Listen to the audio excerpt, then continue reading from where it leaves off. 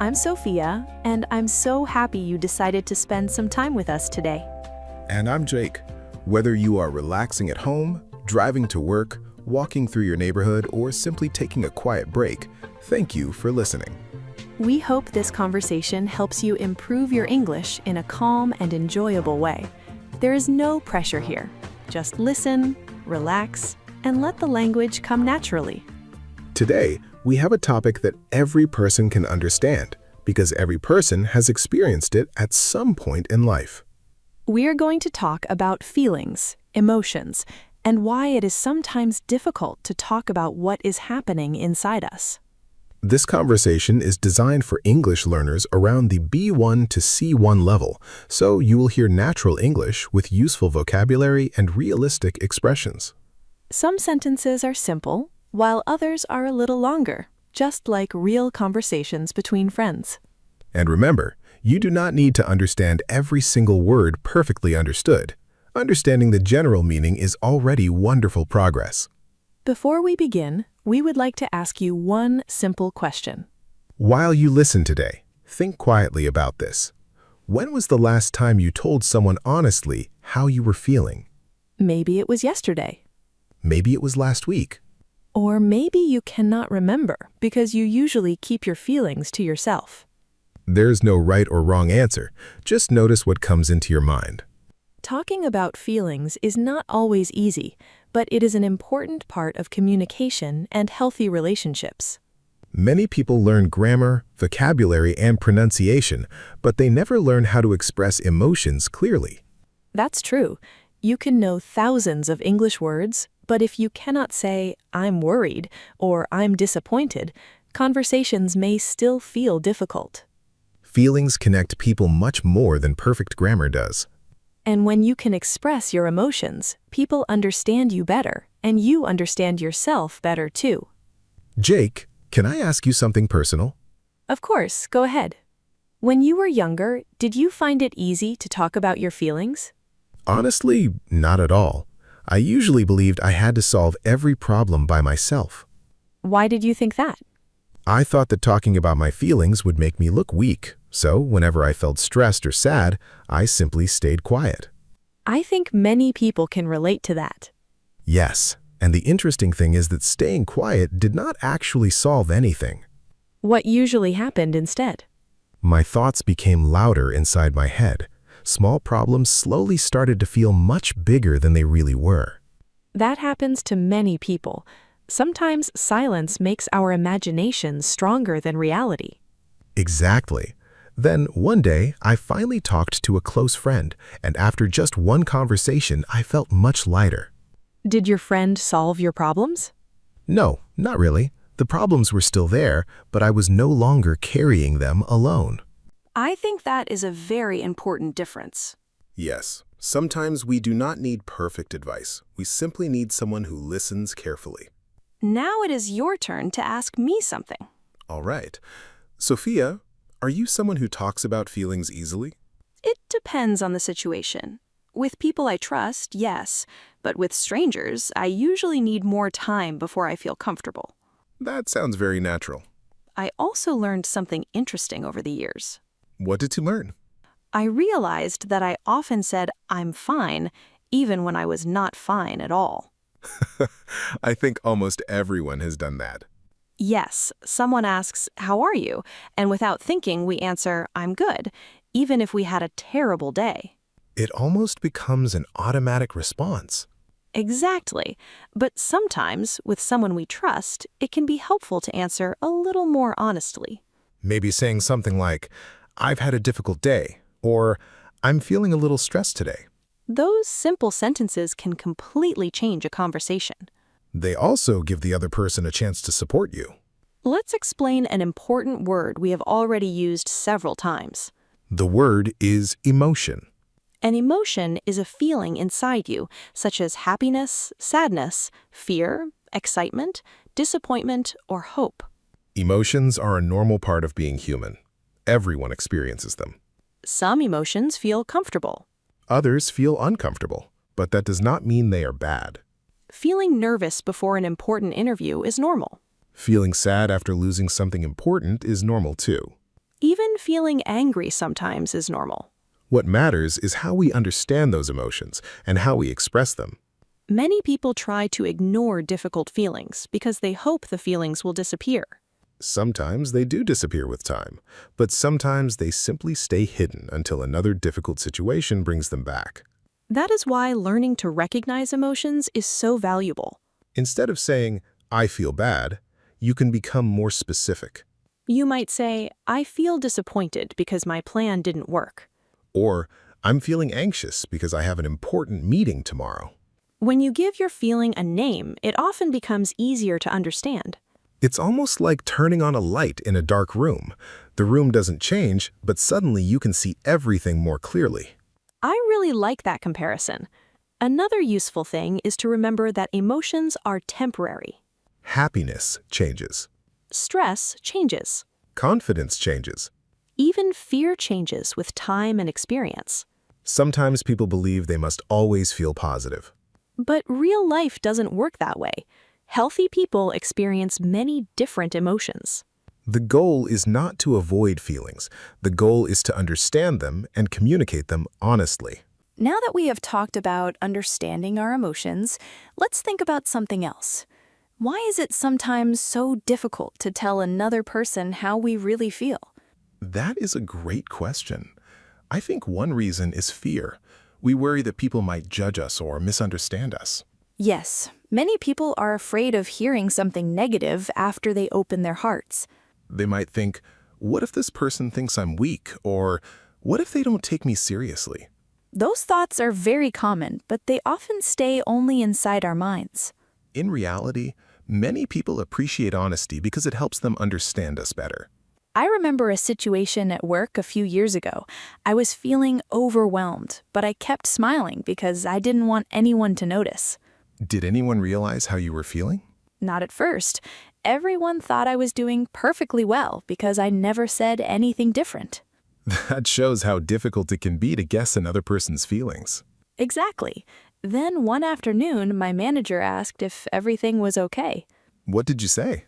For a few seconds, I almost answered, "Everything is fine," like I always did. That old habit again. Yes, but this time I stopped and said, "Actually, I've been feeling a little overwhelmed lately." That must have felt strange at first. It did. My heart was beating faster because I wasn't used to being so honest. And how did your manager react? Much better than I expected. She thanked me for telling her and asked how she could help. That is a wonderful example. Sometimes our biggest fear never becomes reality. We often imagine the worst possible response. But many people are kinder than we expect. Jake, have you ever experienced something similar? Yes, I remember a time when one of my closest friends seemed unusually quiet for several weeks. Did you think something was wrong? I wasn't sure. I didn't want to ask because I thought it might be too personal. So what happened? One evening, we went for a walk together, and after a long silence, I simply asked, "How have you really been?" I like that question because it sounds sincere. It does. And after I asked, my friend looked at me for a moment and said, "Honestly, I've been struggling." That must have been an emotional conversation. It was. We talked for almost 2 hours. Did you give a lot of advice? Surprisingly, no. Most of the time, I just listened. Sometimes listening is more valuable than giving solutions. Exactly. People often need understanding before they need advice. Listening is a skill that many people underestimate. Yes, good listening means paying attention without immediately thinking about your own answer. It also means allowing small moments of silence. Some people become uncomfortable when there is silence in a conversation. But silence is not always a bad thing. Sometimes silence gives people enough time to organize their thoughts. Let's imagine a simple situation. All right. Suppose your friend says, "I've been feeling very stressed recently." One possible response would be, "I'm sorry to hear that. Would you like to talk about it?" That is kind because it gives the other person a choice. Exactly. You are inviting them to speak instead of forcing them. Another helpful sentence could be, "That sounds difficult." It's short, but it shows empathy. Empathy is another useful word for today's episode. Empathy means trying to understand another person's feelings, even if you have never experienced exactly the same situation. Empathy does not mean you always agree with someone. It simply means you try to see the situation from their point of view. That makes conversations much warmer and more meaningful.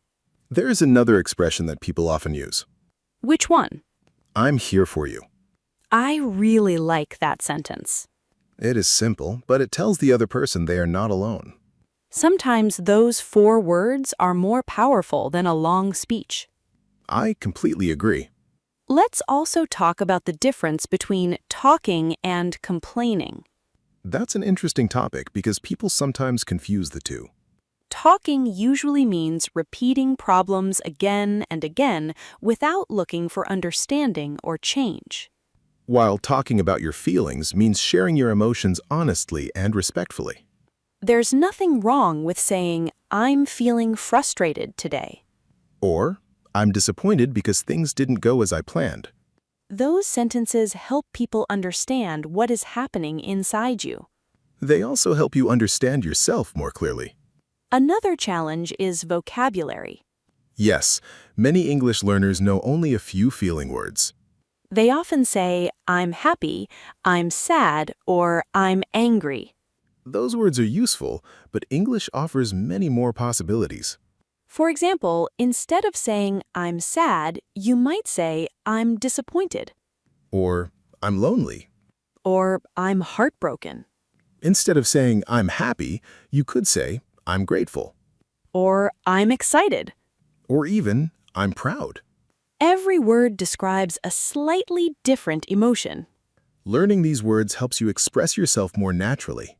Let's review a few useful expressions together. You can say, I'm feeling nervous about tomorrow. I'm really excited about my new job. You can say, I've been feeling a little lonely lately. I'm proud of what I accomplished. You can say, I'm grateful for your support. These are all sentences that native speakers use in everyday life. And the more you practice them, the easier they become to use naturally.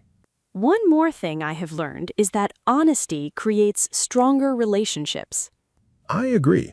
Perfect people are difficult to connect with, but honest people are much easier to trust. When we allow others to see our real emotions, we also give them permission to do the same. That is one of the best gifts we can give another person. We have talked about understanding emotions, expressing them honestly, and listening with empathy. Before we finish today's conversation, let's think about how talking about our feelings can slowly change our everyday lives. Yes, because emotional communication is not only useful during difficult moments, it can also make happy moments even more meaningful. When we share good news with someone, we often feel that happiness twice. And when we share something painful, the weight often becomes a little lighter. That reminds me of an old saying, joy grows when it is shared, and sadness becomes smaller when it is shared. I really like that idea. It reminds us that people are not meant to go through life completely alone. Of course, that does not mean we have to tell everyone everything. No, healthy communication also means knowing who deserves your trust. Trust is something that grows over time. Usually through many small conversations, honest actions, and mutual respect. If someone listens carefully, keeps your confidence, and treats your feelings with kindness, trust becomes stronger. But if someone constantly judges or ignores your emotions, it's natural to become more careful. Learning where to open your heart is just as important as learning how. Exactly. Being emotionally open doesn't mean sharing every private thought with every person you meet. It means choosing honesty with wisdom. I think that balance becomes easier as we gain more life experience. Jake, if someone wants to become better at talking about feelings, where should they begin? I would begin with very small steps. What kind of steps? Instead of saying only, I'm okay, try adding one more sentence. For example? I'm a little tired today because I didn't sleep well. Or, I'm feeling excited because I finally finished a project. Those small details help conversations become more genuine. And they also encourage other people to be more open. Another simple habit is checking in with yourself during the day. That sounds interesting. You can pause for just 1 minute and ask yourself, what am I feeling right now? Sometimes we are so busy that we never stop to notice our emotions. Exactly. We move from one task to another without asking ourselves how we're actually doing. Even naming one emotion can make a difference. You might realize, I'm not angry, I'm actually disappointed.